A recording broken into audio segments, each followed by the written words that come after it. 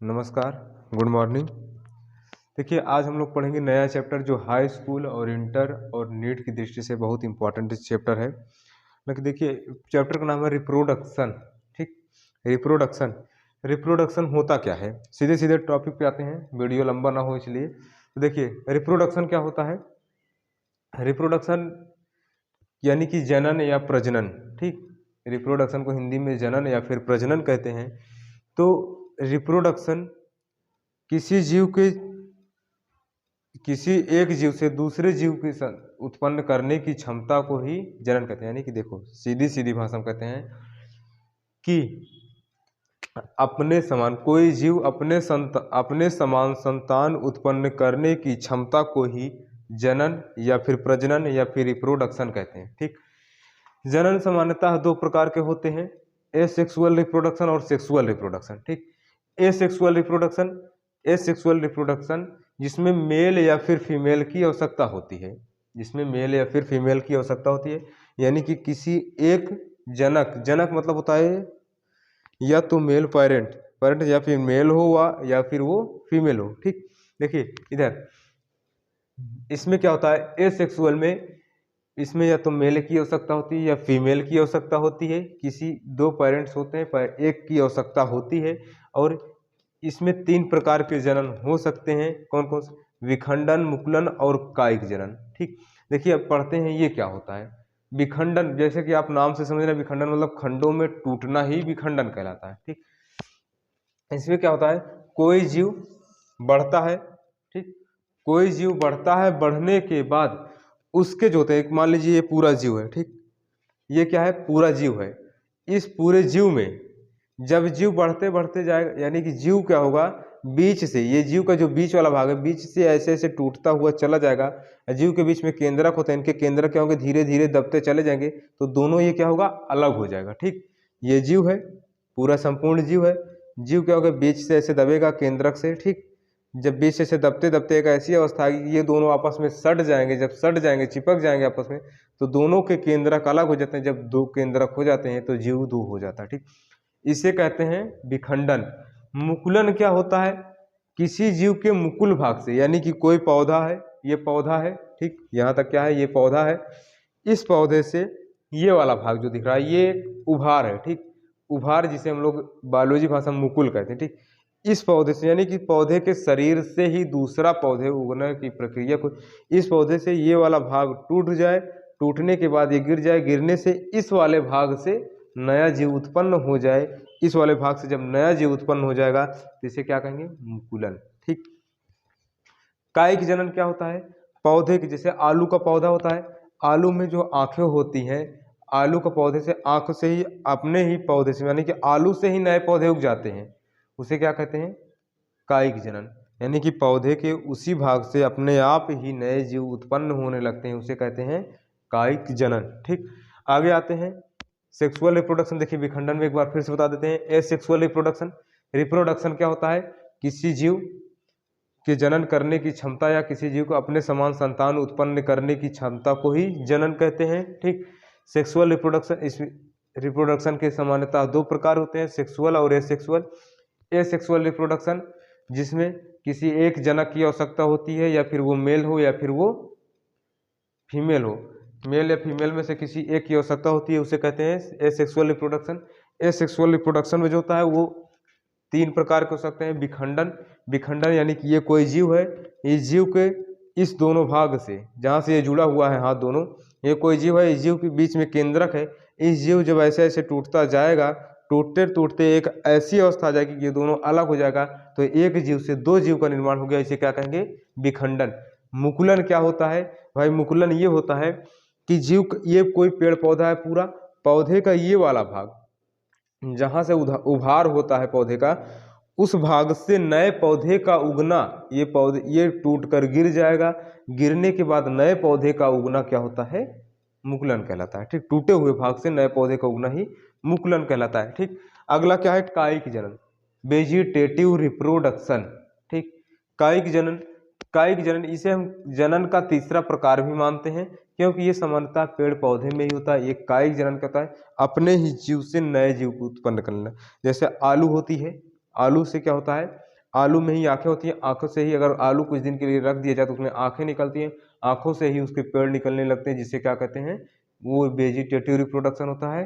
ठीक, जिससे अपने ही पेड़, अपने ही फल से नया पेड़ निकल गया, उसे वेजिटेटिव रिप्रोडक्शन कहते हैं। अजूबा की पत्ती होती है, पत्ती से ही नए पौधे उगना शुरू कर देते हैं। ठीक, इसे कहते हैं क्या, वेजिटेटिव रिप्रोडक्शन या कायिक जनन। अगला आते हैं सेक्सुअल रिप्रोडक्शन। ध्यान दीजिएगा कि ये सेक्सुअल रिप्रोडक्शन में या तो मेल होता है या तो फीमेल, किसी एक पेरेंट्स की आवश्यकता होती है। सेक्सुअल रिप्रोडक्शन में क्या होता है, इसमें मेल और फीमेल दोनों की आवश्यकता, दोनों पेरेंट्स की आवश्यकता होती है, यानी कि नर व मादा दोनों पेरेंट्स की आवश्यकता होती है, दोनों जना की आवश्यकता होती है। इसमें ये सामान्यतः जीव जंतुओं में होता है। जीव जंतु मतलब जो जीव हम एनिमल, ठीक, ज़्यादातर ये एनिमल में होते हैं और प्लांट में भी होते हैं, ऐसे नहीं, प्लांट में भी होते हैं लेकिन एनिमल में ज़्यादा होते हैं। ठीक, जैसे मेल हो गए, यानी कि इंसानों में देखते हैं। ठीक, मेल हो गया, ठीक, मेल और फीमेल, इनके बारे में हम लोग पढ़ेंगे, ये कैसे सेक्सुअल रिप्रोडक्शन, मतलब ये कैसे सेक्स करते हैं। ठीक, कैसे ये कैसे नए संतान की उत्पत्ति करते हैं। ठीक, अब देखिए इसमें क्या हो गया, मेल से क्या होता है, मेल में होता है टेस्टिस। मेल के जननांग को टेस्टिस कहते हैं। ठीक, यानी कि वृषण कहते हैं, हिंदी में से वृषण कहते हैं। ठीक, इस वृषण ये है, ठीक, ये क्या है, वृषण है। एक जोड़ी वृषण पाई जाती है जो शरीर के बाहर स्थित होती है। शरीर के बाहर क्यों स्थित होती है, इसके बारे में भी अभी आपसे चर्चा करेंगे। ठीक, तो वीडियो में बने रहिए, चर्चा करेंगे। मेल वृषण बाहर क्यों स्थित होता है, शरीर के बाहर क्यों स्थित होता है, बहुत सारी जानकारी और भी। ठीक, देखिए वृषण क्या होता है, ये वृषण जो होता है, ये वृषण के अंदर ही स्पर्म रहते हैं। अब स्पर्म क्या होता है, ठीक, पहले वृषण की संरचना पढ़ते हैं। ये वृषण है, एक जोड़ी वृषण मनुष्य में शरीर के बाहर स्थित होती है। ठीक, अब इस वृषण से एक होता है अधिवृषण, जैसे हम लोग किडनी में जानते हैं, वृक्क में जानते हैं, वृक्क के ऊपर अधिवृक्क लगा होता है, उसी तरीके से यहाँ वृषण के ऊपर भी क्या होता है, एपिडिडेमिन होता है। एपिडिडेमिन मतलब क्या होता है, अधिवृषण, वृषण के ऊपर इसे क्या कहते हैं, अधिवृषण। देखिए ये वृषण हो गया, इसे अधिवृषण कहते हैं, एपिडिडेमिन। ठीक, अब इसमें दो अन्य प्रकार के हम लोग जानते हैं कि इसमें जो मनुष्य का जननांग होता है उसमें गोनाड, मनुष्य मतलब इंसान के जो जननांग होता है उसमें गोनाड ग्लैंड पाई जाती है। कौन सी ग्रंथि पाई जाती है मनुष्य के जननांग में, तो गोनाड ग्लैंड पाई जाती है। गोनाड ग्लैंड से मेल में दो प्रकार के हार्मोन स्रावित होते हैं, जिसे कहते हैं टेस्टोस्टेरॉन व स्पर्म। ठीक, टेस्टोस्टेरॉन सामान्यतः 12 से 13 वर्ष में ये लक्षण दिखने लगते हैं। ठीक, 12 से 13 वर्ष में कौन कौन से लक्षण देखते हैं, दाढ़ी मूछें आने लगती है, शरीर में बाल आने लगते हैं। ठीक, और इसमें जो होता है इनका जननांग विकसित होने लगी, ये वो जो होता है ये बाहर की ओर आने लगता है, बाहर की ओर विकसित होता है। ठीक, तो इसे क्या कहते हैं, ये टेस्टोस्टेरॉन होता है। ठीक, अब आते हैं दूसरा कौन सा होता है, स्पर्म होता है। इसके बारे में डिटेल पूरी जानकारी इसी के चैप्टर में करेंगे जब हम लोग मेल और फीमेल पढ़ने लगेंगे तो। ठीक, ये बेसिक जानकारी है। आगे क्या है, स्पर्म। स्पर्म क्या होता है, स्पर्म मतलब होता है शुक्राणु। ठीक, टेस्टोस्टेरॉन को हिंदी में टेस्टोस्टेरॉन ही कहते हैं। स्पर्म होता है, स्पर्म का जीवन काल जो होता है लगभग 20 मिनट होता है, 20 मिनट, 15 से 20 मिनट तक का होता है स्पर्म का जीवन काल। ये कहाँ पे होता है, ये टेस्टिस के अंदर इकट्ठा होते हैं, टेस्टिस के अंदर, यानी कि वृषण के अंदर क्या होता है, स्पर्म भरा रहता है। ठीक, अगला ये जो स्पर्म के ये वाला भाग जो स्पर्म से ऐसे जाता है इसे कहते हैं, यानी कि किससे, जो टेस्टिस से लगा हुआ भाग होता है, जो टेस्टिस से लगी हुई नस होती है उसे वासा कहते हैं। वैसा मतलब देखो, इसीलिए पुरुष की नसबंदी को वैसेक्टोमी कहते हैं, क्योंकि इस वैसेक्टोमी में क्या होता है, पुरुष की नसबंदी में क्या होता है, ध्यान रखिएगा, पुरुष की नसबंदी को वैसेक्टोमी और स्त्री की नसबंदी को टोबैक्टोटॉमी कहते हैं। ठीक, अब देखिए, अब इसको वैसेक्टोमी क्यों कहते हैं, इसके बारे में पढ़ना। इसमें क्या होता है, जब नसबंदी की जाती है पुरुष की, तो इस चीज को, इस नस को काटकर बांध दिया जाता है।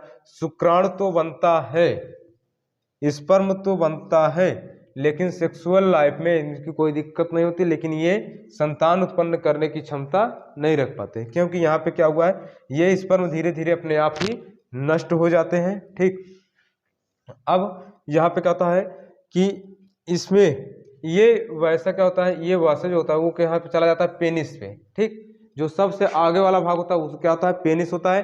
पेनिस के पास ही, पेनिस से ही यूरिन उत्सर्जित होता है और पेनिस से ही स्पर्म उत्सर्जित होता है। ये दोनों कैसे होते हैं, ठीक।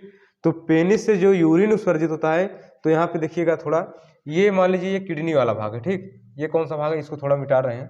तो ये कौन सा भाग हो गया, ये इधर से क्या होता है, किडनी वाला भाग होता है, ठीक। यहाँ से क्या होता है, यूरिन निकलता है। किडनी से छानने के बाद ये क्या होता है, किडनी होती है। किडनी से निकलने के बाद, ठीक, किडनी कई सारी नेफ्रॉन से मिलकर बनी होती है, ठीक। किडनी जो होती है कई सारे नेफ्रॉन से मिलकर बनाते हैं और इसका कार्य क्या होता है, ये किडनी ज़्यादातर रक्त को मतलब छानते हैं, अपशिष्ट पदार्थों को बाहर करते हैं। वो कैसे करते हैं, इसको किडनी वाले में पढ़ेंगे, ठीक। देखिए ये यूरिन होता है, ये यूरिन को क्या करेगा, ये यूरिन को करेगा यहाँ पेनिस पे पहुंचाएगा, ठीक। अब देखिए इधर से स्पर्म आ रहा है, इधर से यूरिन आ रहा है, ठीक।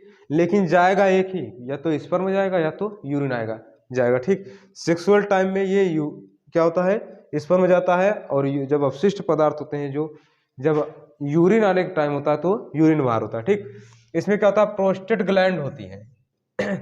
यहाँ पे एक दरवाजे टाइप का होता है, ठीक। इसका दरवाजा होता है, प्रोस्टेट ग्लैंड का बना होता है जो दरवाजा, वो क्या करता है, जब यूरिन आता है तो स्पर्म की तरफ से, यानी कि वैसा की तरफ से, इस नस की तरफ से क्या करते हैं, दरवाजा बंद हो जाता है और यूरिन का दरवाजा खुल जाता है, ठीक। किस ग्लैंड के कारण, प्रोस्टेट ग्लैंड होती है, ठीक है, प्रोस्टेट ग्लैंड, ठीक। अब उसके बाद अगर इधर गया किस तरफ, यूरिन, अगर स्पर्म निकलना है तो क्या होगा, यूरिन की तरफ चला जाएगा, ठीक। कभी कभी अपने आप ही स्पर्म निकल जाता है, हालांकि ये मेडिकली प्रॉब्लम होती है, मेंटली प्रॉब्लम होती है, मेडिकली होती है, ठीक। इसे डॉक्टर को दिखाने पे सही होता है, ठीक।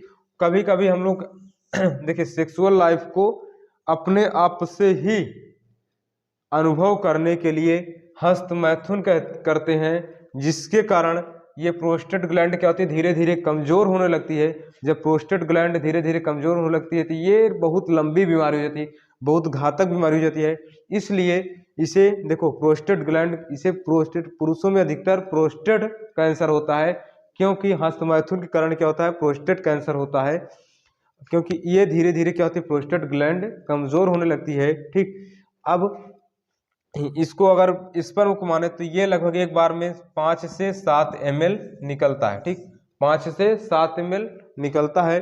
और ये स्पर्म जो होता है, अब बता दिया आपको, प्रोस्टेट ग्लैंड जो होती है, प्रोस्टेट ग्लैंड जब कमजोर होती है तो धीरे धीरे कैंसर होने लगता है। कमजोर कैसे होती है, जब अपनी इच्छा अनुसार सेक्स करने जैसा अनुभव करें, ठीक, हस्तमैथुन जिसे कहते हैं, हस्तमैथुन करें तो उससे क्या होता है, हस्तमैथुन से प्रोस्टेट ग्लैंड जो होती है वो कमजोर होने लगती है, जिसके कारण प्रोस्टेट कैंसर होना शुरू हो जाता है, ठीक।